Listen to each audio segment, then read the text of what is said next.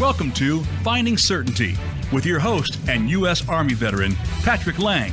Over the next hour, you'll learn from Patrick and his expert guests how to attract more certainty into your business and your life. Now, here is your host, Patrick Laing. Welcome to Finding Certainty. I'm very pleased to have you with us, and especially pleased to have my good friend Tony Salazar with us again. He has the distinct honor of being the first guest I've ever had on twice. It's mostly because we have so much to talk about. We started the conversation last week. We thought we'd continue the conversation this week. So thanks for being here, Tony. I really appreciate it. Thank you. I appreciate it, Patrick, for being here. Well, in addition to having such a wealth of knowledge, we couldn't get through even half of it last time. You're also a local. So we're both here in Las Vegas, which is kind of cool. We got to get together for lunch the other day and going to breakfast tomorrow morning to talk additional business with another friend of ours. So we just have all kinds of things happening, don't we? Yes, we do. It's really good. It's really good to have like-minded people, right, in your network. Absolutely. So if you didn't listen to last week's episode, maybe you just stumbled across us or you just picked it up today, I encourage you to go back and hear some of Tony's story where he talked about his experience as an entrepreneur here. He started in banking, eventually started his own business. It grew into a very successful recycling company that he eventually sold, and how he has continued to evolve and pivot and grow as a business owner. Today, we're going to focus in on his work as a lender and also his work as a renowned expert in all things crypto and blockchain. So I'm very interested in that topic, and a lot of our listeners are. So we're looking forward to picking his brain, especially on that topic. But let's start out a little bit on the finance side. Now, you and I have had some conversations about money and currency and the difference between those two. Let's talk about that, and then let's get into the state of banking as it is today, because I know you have a lot of thoughts on that topic.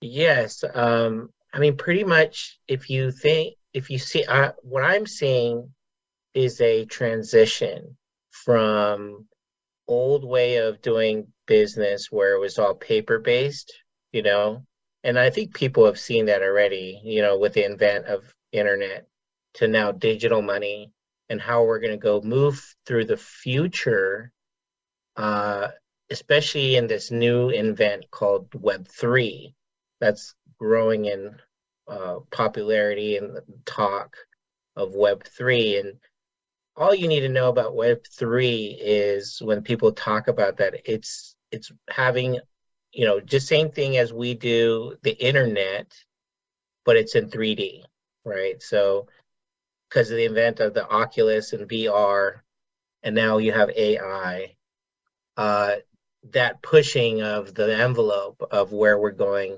what's the next evolution of the internet. Exactly.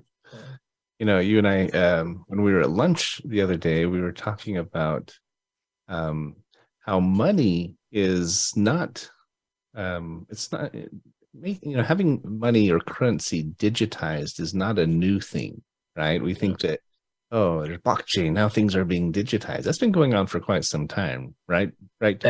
That's correct. I mean, if you think about it, back in the 1950s, it was the credit card. The credit card was invented, right? The first credit card network was called the Diners Club. And, and then in the, 60s and 70s, everything was paper-based. But then in the 80s, with your debit card and ATM machines, well, they had to interact with these network of computers, right?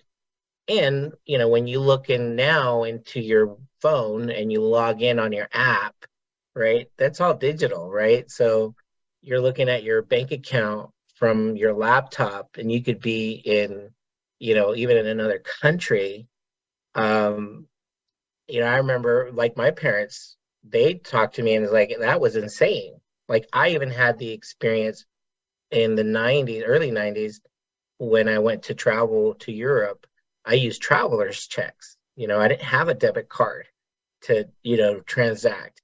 So I had to actually take my paper traveler's checks, right? Exchange that for the local money and, interact business wise and have a good time. So, but now, you just take your debit card now, right? And you just let your bank know that you'll be traveling, or you take your credit card and now you can interact. And now you don't even need a debit card now with Apple Pay and, Google Wallets and that sort of thing, as long as they take Visa or MasterCard or take the Apple Pay in that merchant, you're good to go. That's right.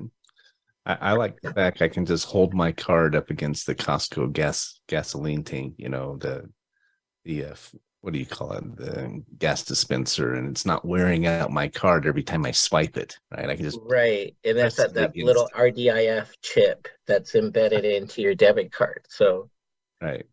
It's interesting, as we look at all these technologies, back to the concept of how money has been digitized for decades now. We're talking a lot about AI and blockchain and all these things, but so often technologies existed a long time before they're generally understood or even go public. I mean, think about the internet, right? The military was using the internet long before it became public, right?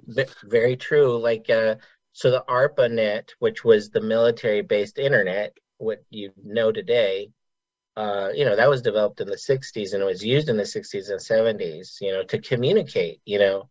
What we use for emails was, they did that before in the 70s, right?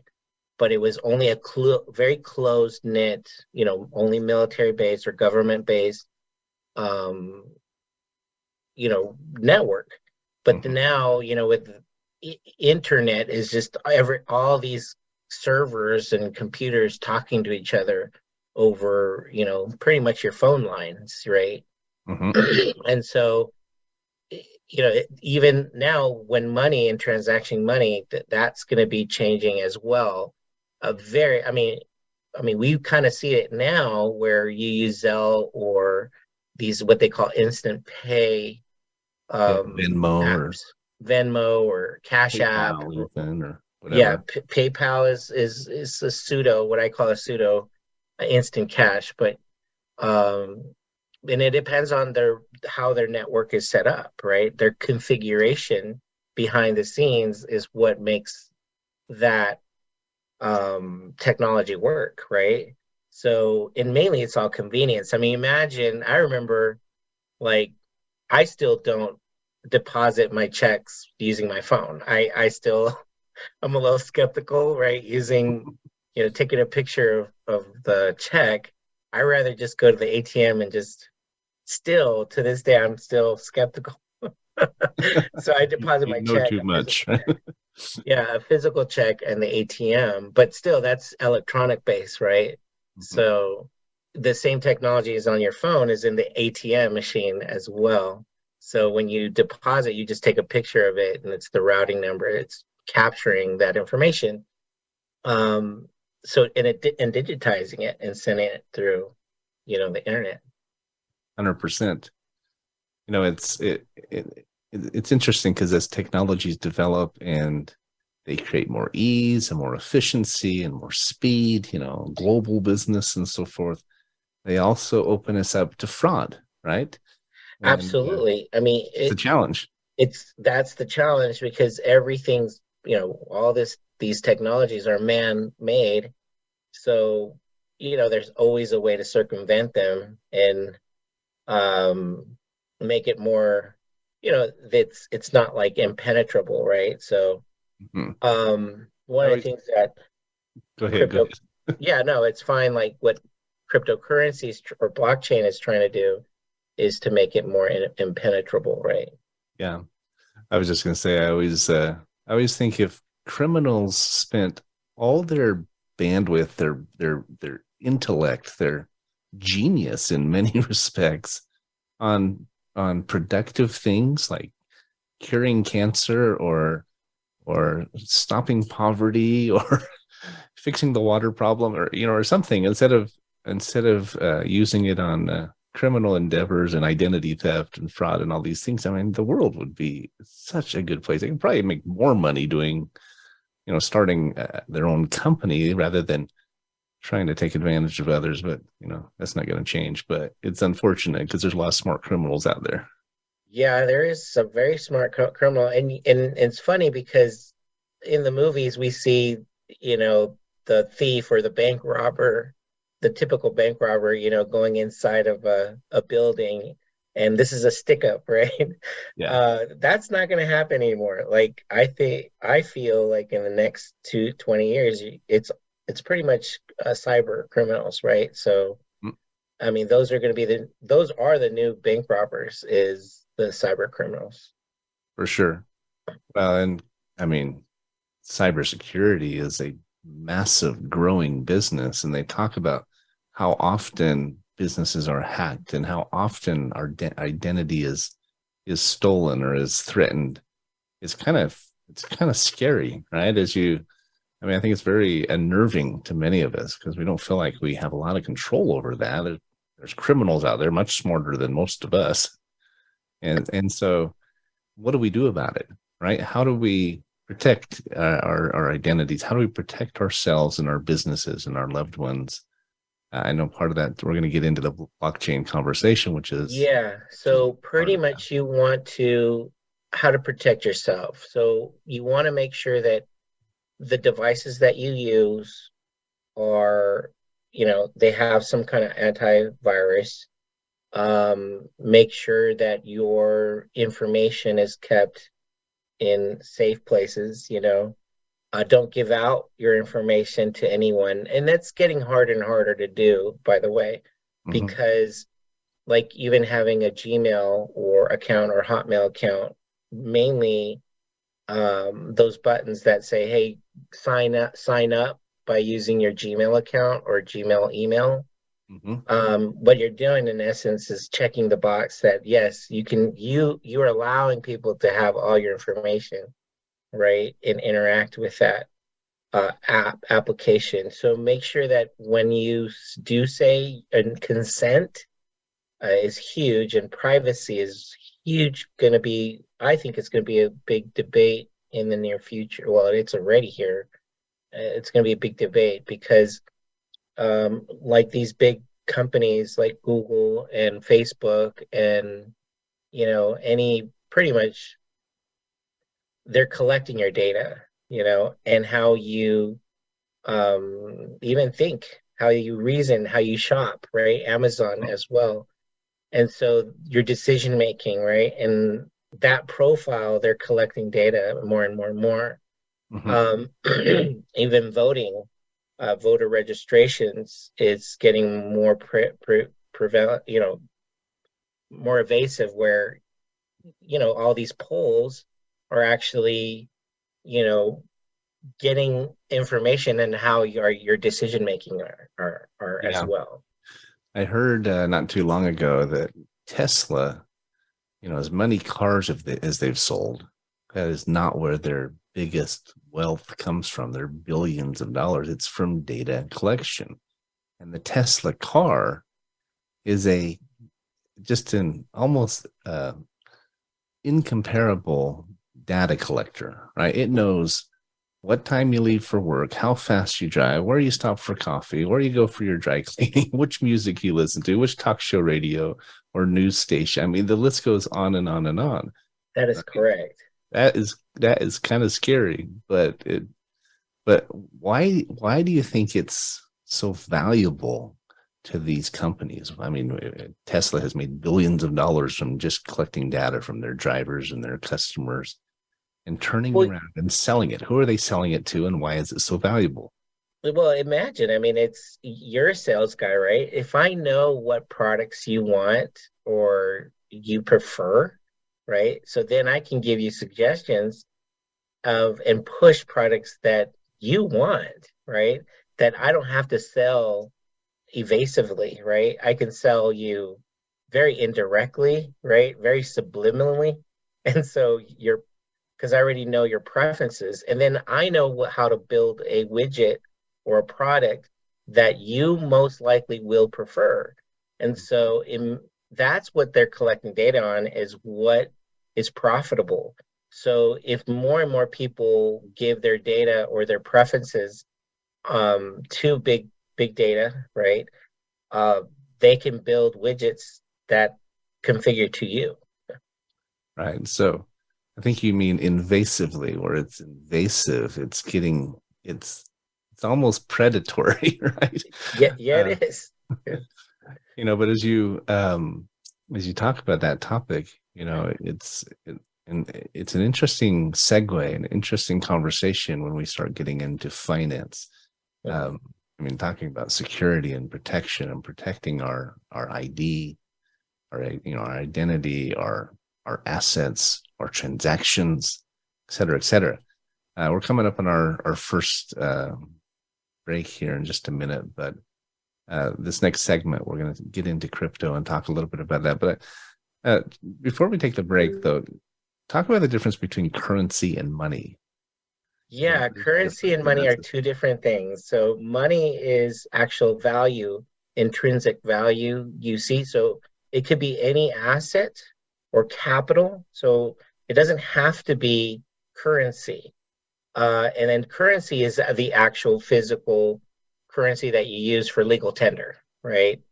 So that's the difference. So money can be gold, silver, an asset that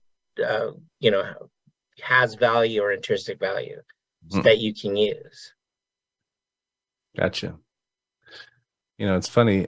I've talked to a lot of people throughout my career, Tony, but you're one of the most interesting people I've met, because you have this depth of knowledge about so many topics.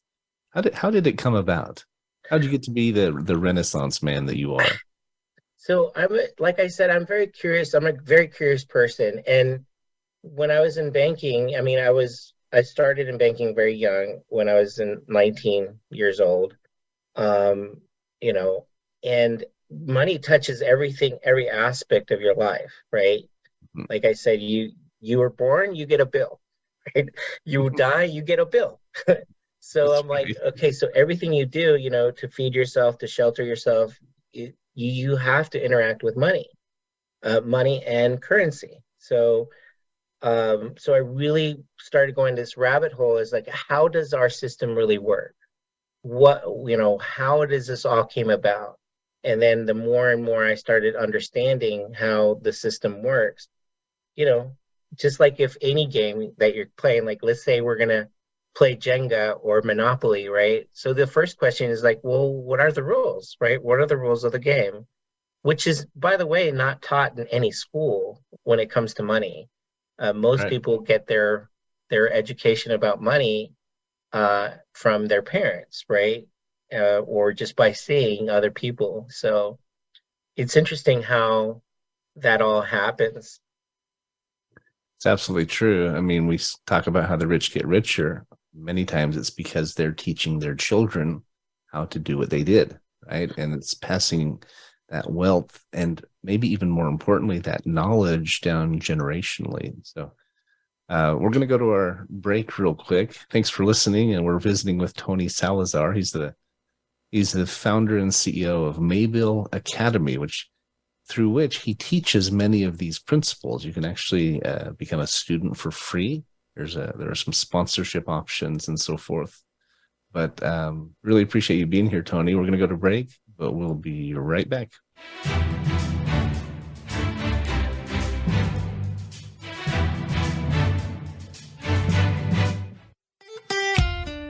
Follow Voice America at Facebook.com/Voice America for juicy updates from your favorite radio shows and podcasts. Certainty Management can help create more certainty in your life with our deep discount health insurance options, even for 1099s, part-time employees, volunteers, and more. Pay less to protect yourself, your loved ones, and your team. Call 888-684-3122 for a free quote today. That's 888-684-3122. Visit us on the web at CertaintyTeam.com. That's Certainty, TEAM, like Mary.com. Have you become a member yet? Sign up now to become a member of Voice America. It's always free and easy. Plus, you get to take advantage of some great member benefits. Get unlimited access to millions of hours of on-demand content across all of our channels. Keep track of your favorite episodes, shows, and hosts in your own customizable library. Find out what shows you might be interested in based on your favorites. Plus, you get insider access with our newsletter. Membership gives you more. Sign up at voiceamerica.com and click register at the top right. If you're a nonprofit in need of funding, we can help. Certainty Management is a cost reduction firm that also helps churches, schools, sports teams, and other nonprofits raise unlimited zero-cost funding. Best of all, you don't have to sell anything or ask for donations. Call 888-684-3122 to learn more today. That's 888-684-3122. Visit us on the web at CertaintyTeam.com. That's Certainty, Team, like Mary.com. When it comes to business, you'll find the experts here. Voice America Business Network.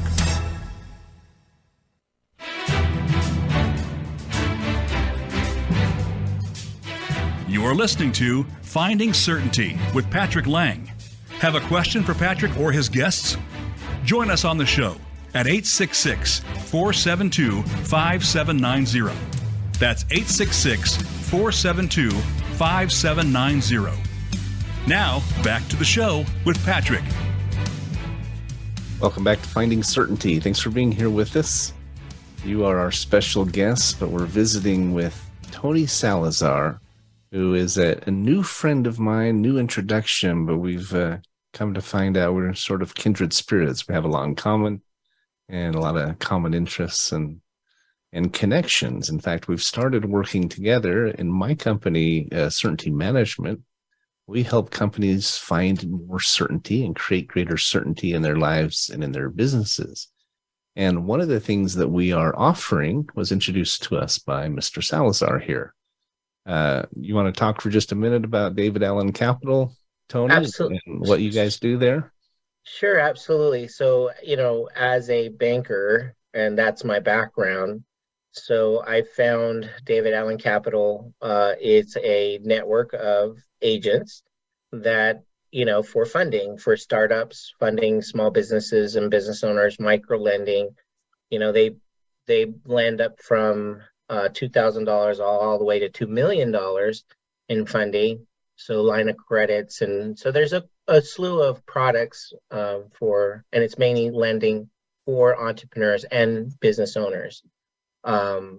So it's one of my things that I have in my toolbox, because Mayville Academy is an educational component. And so what Mayville Academy does is an educational website for entrepreneurs, how to be in business, what are the pitfalls of being in business.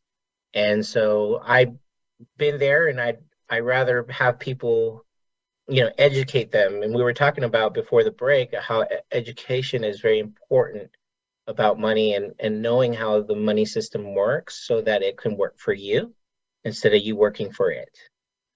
Well, as you know, and we know, it is not taught in schools, right? None of us took a personal finance class in high school, or even a basic financial literacy class. I think it's starting to happen more and more. I've heard of it a little bit here and there, but one of my very first guests his name is Don Oberle. He owns a company called Credit IQ. And he said the same thing. He says, nobody teaches it. Nobody teaches why credit is important, why having a good credit score is important. He in fact tried to create an agenda and a movement to get it into the high schools. And not only was it not supported, but he got pushback on it, if you can imagine. Mm-hmm. And think about why that is. He said the banks, the lenders are not incentivized to have people educated, to know finance. The people they do not want people up to speed. They don't want people money smart, because if they are, they're not going to pay their high interest. They're not going to do they're not going to need their products and services as much as they do. Would you agree? Absolutely. And so there's a different way, and that kind of gets into the crypto genre. In 2008, actually January 2009 is when Bitcoin was launched. And most people don't know what Bitcoin is, or they'll say Bitcoin is synonymous to cryptocurrency, which is not true. Bitcoin is it is a network. It is a financial network that's decentralized. So like, for example, MasterCard and Visa that we use all the time with our debit cards, those are networks as well. And the only thing they're configured differently than Bitcoin. So the only difference is that, you have Visa and MasterCards that are centralized and they have a CEO, and then there's many layers of management and whatnot. And Bitcoin is not. It's configured where it's decentralized, where there is no CEO, there is no middleman or a centralized computer that actually moves those digits of money through the network. So even how it's configured differently, you have Visa and MasterCard where the merchant is the one, or the business owner, that actually pays for the network, right? They're Visa and MasterCard charges you to be in their network, where in Bitcoin and other cryptocurrency networks, so Bitcoin is not the only one. Now there's the second largest crypto network is Ethereum, and that's gaining pretty good steam. And like I said, the difference is that and MasterCard and Visa is like they're centralized, and you have Bitcoin and Ethereum that are decentralized. So I think it's confusing to a lot of people because even the Bitcoin symbol looks like a coin, right, with a B on it. Yeah. So they think of it as and you hear of people mining Bitcoin and so forth and so on. So maybe you can drill down a little bit more on what that means to be decentralized, why it's important, and why do they have a coin for a logo, and why do people talk about mining Bitcoin? Because it is confusing. Sure. So what we were talking about mining people's data before, like, Google, and they monetized that. So Bitcoin is the native currency, because it's not dollars, it's in the native currency for that network is a Bitcoin, or it's really a bit or a sound bite of a block of information, and mainly they call it a ledger. So that's what you're pushing around, and that's why it has in the Bitcoin network, there's only going to be 22 million blocks of information ever minted. So think of it like your vinyls. I don't know if you remember, like the vinyls, music, those have embedded information, which is music on a vinyl. And so once that ledger is embedded, it's immutable. So you cannot write over it. So that's a Bitcoin, where it's a bit of a vinyl per se, or a block of information that you're actually buying as value. Now, investors has come in and speculated on that, because there's only 22 million that are ever going to be minted. So now you have investors and speculation, and that's why Bitcoin has risen in price. Well, when you have a limited quantity of something, it's typically going to go up in value, right? That is correct. And then the more people that interact with that network, also the value goes up as well, because there's more usage or use case in the network. So there has been other networks, like I call them copycats of Bitcoin, that was tried and did not succeed. They flopped because they didn't have a good configuration, or they were experiments. I mean, it was just a pilot program, right? and they just were testing things out, because with any new technology, there's an R&D phase, right? So when you put your money into these different cryptos, pretty much what you're doing is you're voting with your money. So that's what's going to happen in the future. Is you're not, just like we vote for the president of the United States, I think, and it's getting more and more that way, where you vote with your money. So lobbyists, right, they push a lot of this money through the political system, right? And it's really, your vote doesn't count anymore. I mean, and now we're getting into the philosophy of things, right? But it's, a lot of these big interests are voting the way that you are, or lobbying for your vote, right? Correct. Now, there's obviously a big movement of people coming to take part in in crypto and adopting it. There's a lot more adoption of it these days than there has been in the past. But there's still a lot of people who are uncertain about it, and they're not so sure about this crypto thing. I talk to people fairly often who say, no, I don't do crypto. I don't trust it, and yet talk a little bit about why, as we said, why decentralization is important, and what you feel the benefits of the blockchain and of crypto and Bitcoin are. Maybe you can explain what blockchain is as well. It's a big piece of it all. Absolutely. So first of all, let me describe what blockchain is. Nothing new.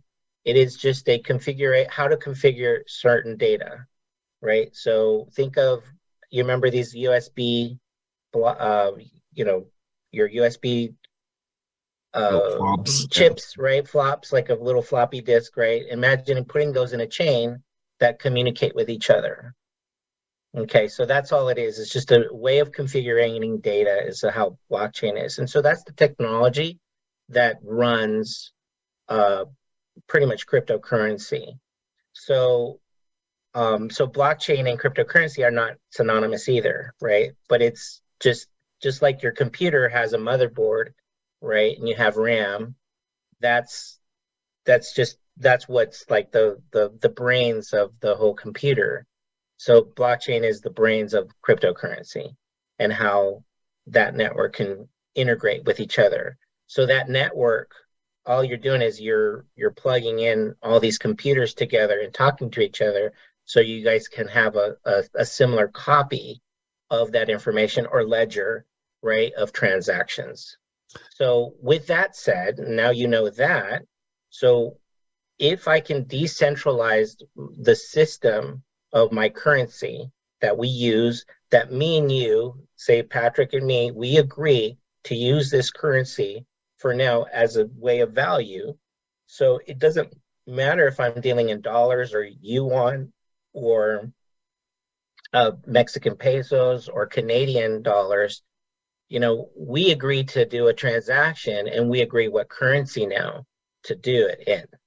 So that's what's happening now. And the powers that be is fighting that, because for years and years and years, for 80 years, the American dollar was the predominant world currency that the whole world used, and everything's based on that. So like even, gold and silver, when they track it in dollars, right, in that currency. Mm-hmm. So they don't track it gold to silver ratio. Most people don't track it that way, but you can, right? Track, I'm going to pay you in silver, right? In ounces of silver. So using certain currency as money, right? And that's why I say money and currency are two separate things. Money is the exchange of value, or having a value system that we agree upon as legal tender. So, and your currency is what currency base you want to use. So having a decentralized system that you can choose, makes it a lot more powerful, and you have a lot more freedom to choose in what system to interact with when, and the whole premise of cryptocurrency is not to have middlemen, to have, if me and you, Patrick, are going to do a transaction, that we have a transaction that's just me and you, and we don't have middlemen in between. And what most people don't understand is like when you're using the Visa and MasterCard network, you can have up to, from 2 all the way to 12, even more people in that transaction. And most people don't even know that because it's behind the scenes. So when you go to Walmart and you put your debit card in that validator, that, by the way, that's that computer, right? It's just a machine. And to validate your transaction, and you're paying $10 worth of groceries. And of course, that $10, that's your $10, but Walmart doesn't receive the $10. They might only receive $8.40. And what happened to the $2.60? That goes to middlemen. $1.60. Or $1.60, sorry. My math is off. So this international and ability to do transactions all over the world, and you're cutting out the middleman. I just love that. I'm a big fan of direct sales and of any sort of transaction where it's between you and your consumer, and you're cutting out all these multiple layers, which add to costs, which add to complexity, and so forth and so on. I'm also intrigued by the fact that blockchain and all things blockchain are more secure. They talk about how they can't be hacked. Can you explain that? Yeah, sure. So break, but yeah, go ahead. We're having a break, but just really quick, so we can do the premise. So that's what crypto means. Crypto means is encrypted money, right? You got encrypted currency. So when you digitize your currency, you get to configure it the way you want to configure it, right? Or you can vote and say, I want to use this system because it's the best configuration.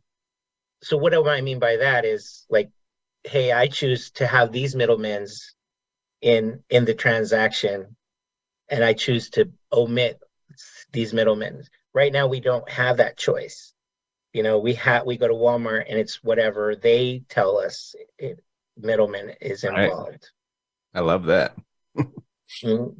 When we talk about creating and finding certainty in our lives, I think the more we can control our environment and control our outcomes and control the direction we're moving in, who we're doing business with and how we're doing business with them. I mean, that's a big pillar of creating more certainty in our lives. And it's one of the reasons crypto appeals to me so much. For me, it's not, it feels a lot less frightening or feels a lot more secure than the stock market or investment in even real estate, things like that. It just feels to me like as long as you learn how to do it right, not only is there a lot more security in many respects, but a lot more upside. Would you agree? Right. I agree. And so you want to choose who you want to do business with, right? That's the future of cryptocurrency. If we choose all to participate in that. And so part of that is freedom, right? And so not only like doing business, when you're doing business and financial stuff, we were talking about your information and private information. Imagining a world where you choose to monetize your own private information and your preferences in the future, and you can opt in and opt out. Well, it's a really fascinating topic. We are up against our next and last break. We're speaking with Tony Salazar, renowned crypto guru. You did a big conference here in Las Vegas this last year. Yes, first of many. Had a very large turnout. When we come back, let's talk a little bit about that and what the focus of the conference was. And we'll get into a little bit more about crypto and how people can really protect themselves and benefit from crypto. I think it's a topic a lot of people are wondering about. We'll be right back.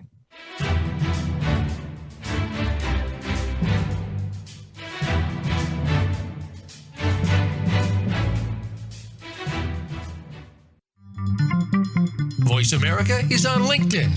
Connect with us today. If you're a nonprofit in need of funding, we can help. Certainty Management is a cost reduction firm that also helps churches, schools, sports teams, and other nonprofits raise unlimited zero-cost funding. Best of all, you don't have to sell anything or ask for donations. Call 888-684-3122 to learn more today. That's 888-684-3122. Visit us on the web at CertaintyTeam.com. That's Certainty, T-E-A-M, like Mary.com. Voice America programs are now available on your favorite connected device, including Amazon, Alexa, and Google Home. Through streams with Apple Podcasts, TuneIn, and iHeartRadio, listening to your favorite show is as easy as saying the show name followed by the word podcast. Hey, Alexa, play Finding Your Frequency podcast. If that doesn't work, try adding on TuneIn or on iHeartRadio or on Apple Podcasts.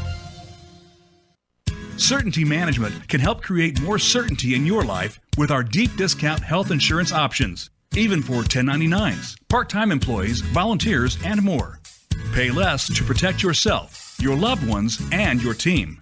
Call 888-684-3122 for a free quote today. That's 888-684-3122. Visit us on the web at CertaintyTeam.com. That's Certainty, T-E-A-M, like Mary.com. Voice America Business Network, the bottom line in business.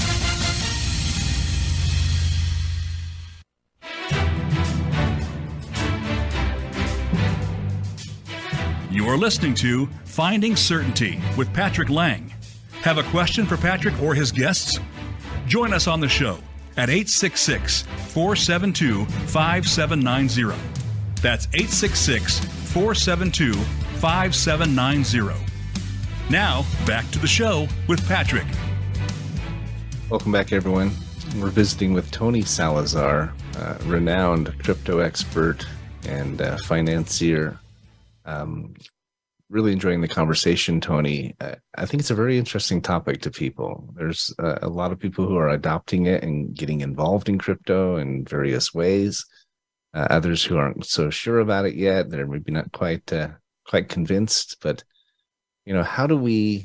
I want us to talk a little bit about NFT and nodes and what those are, how they work. But I think the biggest question people have is, how do I get involved in crypto? How do I benefit from the blockchain? You know, WTF, right? What's in it for me? Or WIF, not WTF. What do you recommend? You know, Yeah. So what's your thoughts? Yeah, the easiest thing to do is to get a wallet, what they call a crypto wallet. A lot of them are free. They're free to download on your phone, or well, I wouldn't recommend to do transactions on your phone.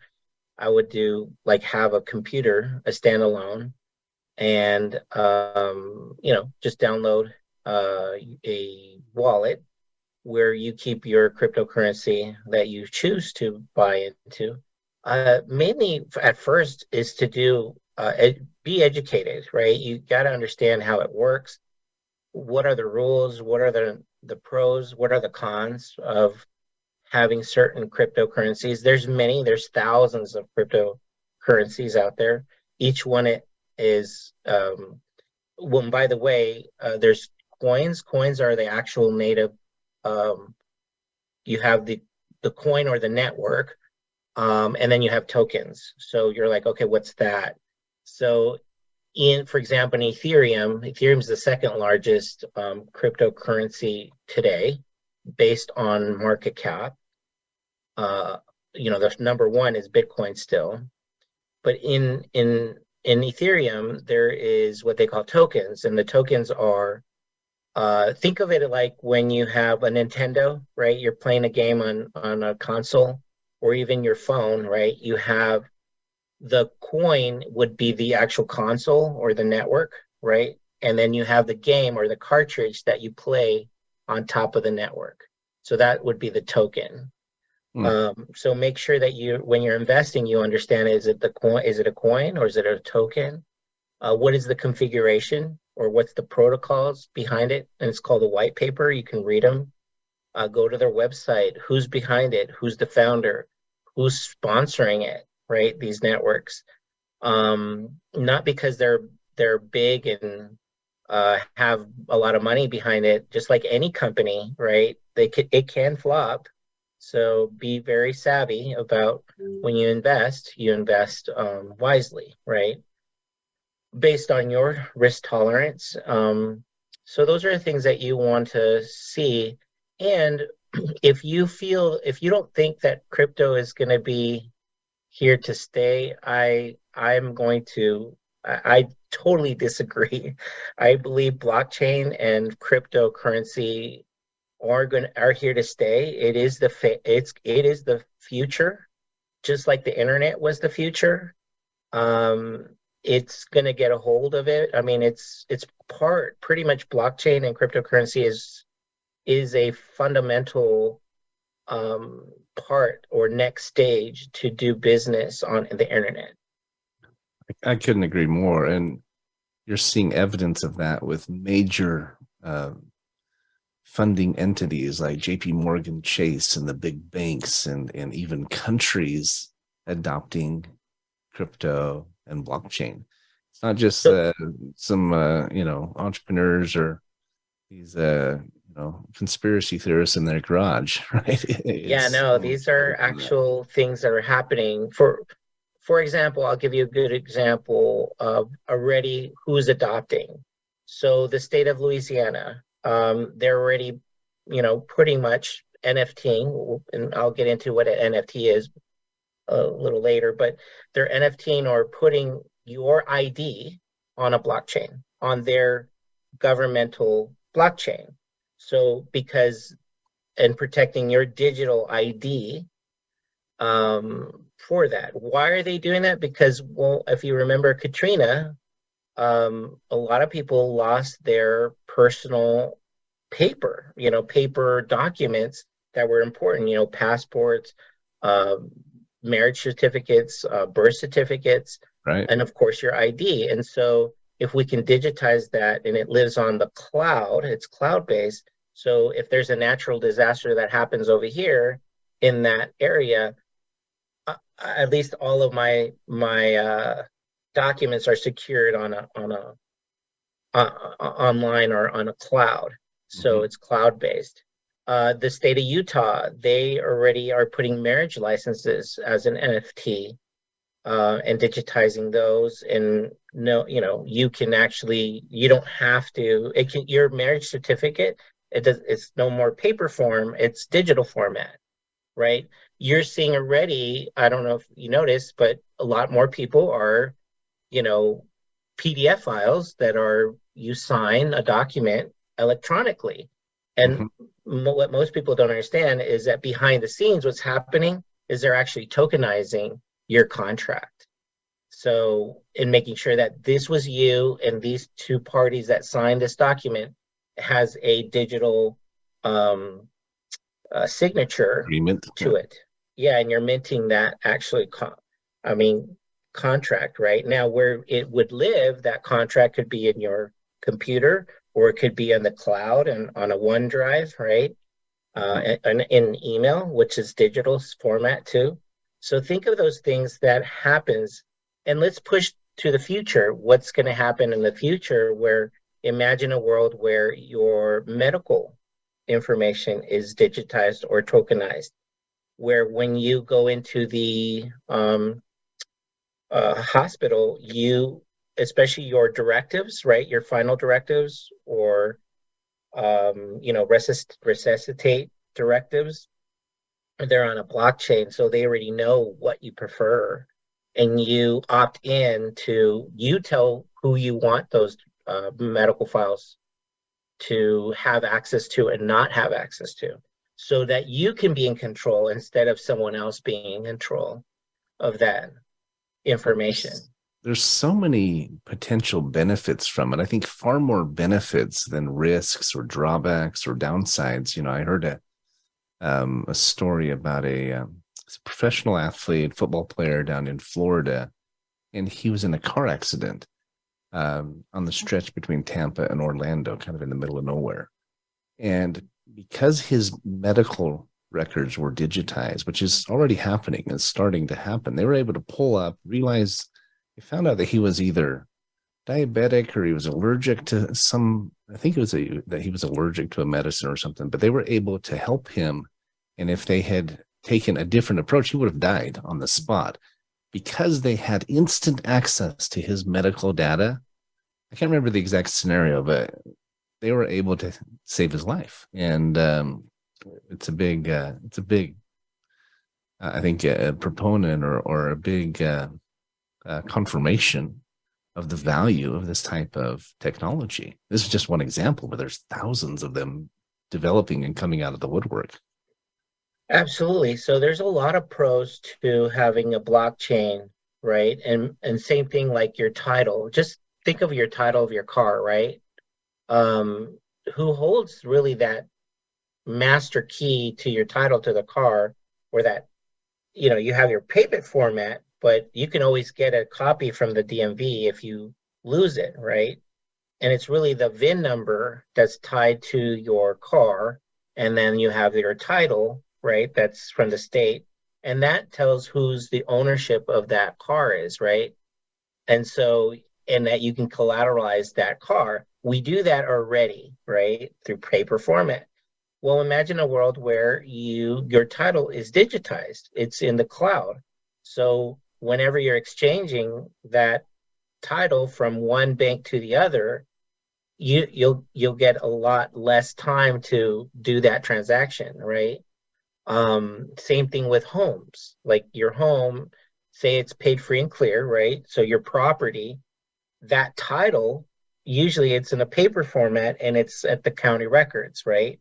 Mm-hmm. So that APN number, right, or title, a plot number is it's already registered to the government entity. So the government's already doing this already. They're all these, instead of having paper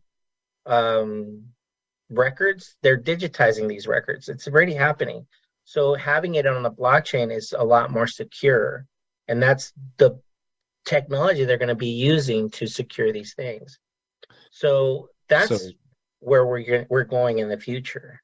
So we're approaching the end of the show, and before we run out of time here, I think the big question people have is, how can I get rich with crypto? But really, how can we benefit? In your opinion, you're an expert crypto investor. You received a lot of accolades for what you're doing, what you're teaching in crypto. Some of it is available through Mabel Academy.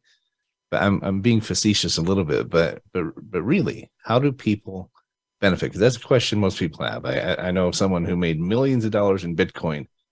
How do I benefit from it personally, financially? I want to see my bottom line affected. And is there any advice you can give before we run out of time here? Like I said, educate yourself. Know what, start getting into the weeds of what is crypto, how is the systems going to be available. Just like any stock that you invest in, do your research on the company, right? Just like your coins and tokens that you're going to be investing in, because your money is your vote. So you vote for that technology to grow or not based on your value.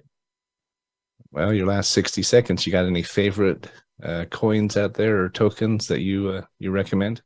Of course, Ethereum. I believe it's the next evolution. I think it's going to beat out Bitcoin in the very near future. Algorand is another big network that has promise. Tezo is another network that I'm invested in. Then there's my tokens. Those are coins that I'm invested in. And then there's tokens that I've been, Hex is another one that's a token, and it's the first CD or certificate deposit on the blockchain. So those are the things that I look for, and mainly DeFi, which is decentralized financial tools that are getting embedded or duplicated on the blockchain. That's great. Well, we've been visiting with Tony Salazar. If you want to learn more from him about everything he's talking about, go to maybilacademy.club. That's MABIL.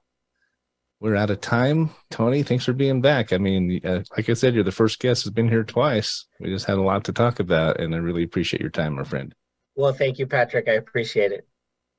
If you want to find more certainty, come back next week every Friday at 9 a.m. It is out there. It can be found. If you turn to experts like Tony and his Maybil Academy, you can start to learn more. You can start to get ahead. If we can help any way, we'd be happy. Wish you the very best. Have a great weekend, everybody, and we'll talk to you later.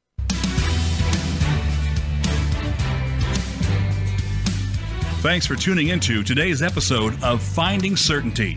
We hope you've gained some more insight into how to create more certainty in your own business or nonprofit. Join us next week for another taste of the certainty experience. Until then, we wish you greater certainty in all that you do.